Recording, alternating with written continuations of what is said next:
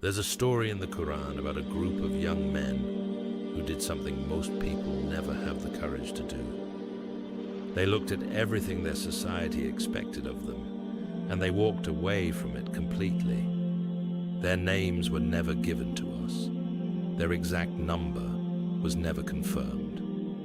Allah Himself tells us in the Quran not to argue over how many of them there were, since that detail was never the point of the story.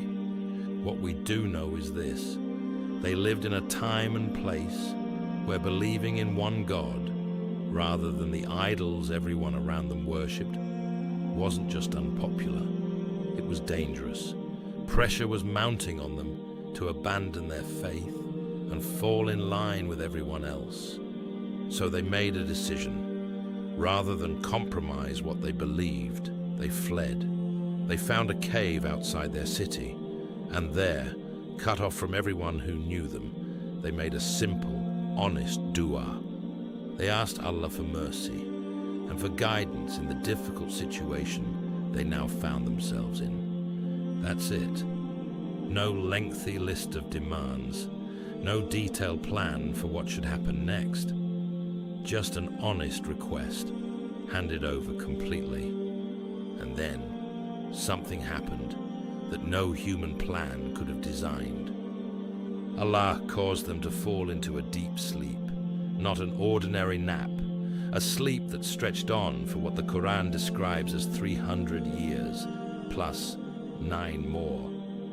309 years inside a cave, while the entire world outside continued without them. Let that sit for a moment. Every person they knew died. Every ruler, every rival, every threat they had fled from, gone, along with everyone who came after them, and everyone after that. Entire generations rose and passed while they simply slept, undisturbed, protected. The Quran even describes small details of how carefully they were preserved, mentioning how the sun's light would shift around the cave's opening without ever directly striking them, and how their bodies were turned, as if even in their sleep they were being tended to. When they finally woke up, they had no idea how long they had been there. They assumed it had been a day, or perhaps a little more. Hungry, one of them was sent into the town to quietly buy food, with a warning from the others to be careful not to draw attention to themselves. Imagine walking into a town center, holding coins from a currency that no longer existed, speaking with an accent and vocabulary that belonged to a different era. Everything about him would have seemed strange to the people around him, and everything about them would have seemed strange to him. The people of the town quickly realized something extraordinary had happened. These were the young men whose story had likely become local legend generations earlier, the ones who vanished into the cave rather than abandon their faith. And here, one of them stood, alive, unaged, holding proof that Allah's power over time itself was real. I want you to notice something about this entire story. These young men didn't know how their situation would resolve. They didn't have a timeline. They didn't get any promise of how long their trial would last, or what shape their rescue would take. They simply made the decision to protect their faith, handed the rest over to Allah, and let go completely. And Allah's response wasn't small or subtle. It was a display of power over time itself, something no human effort could have arranged.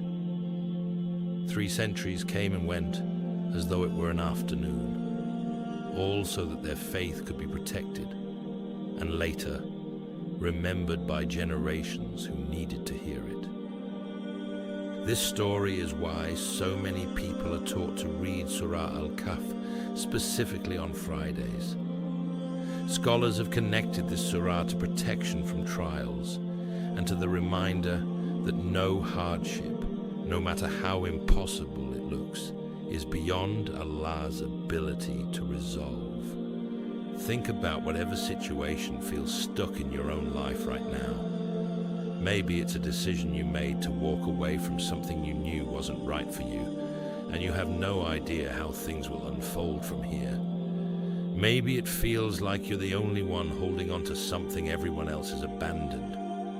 The lesson of the cave isn't that Allah will always freeze time for you the way He did for them. It's that when you make a sincere decision to protect your faith and your values, even if it costs you comfort, familiarity, or belonging, Allah's response can come in forms far beyond anything you could have planned or expected yourself.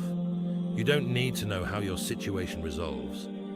You need to make the decision to protect what matters, ask sincerely, and let go of trying to control the outcome yourself. 3 young men, or 5, or 7, it was never about the number, made one honest decision and let 309 years pass in what felt to them like a single night. Whatever you're protecting right now, however long it takes to resolve, it is never outside of what Allah can handle.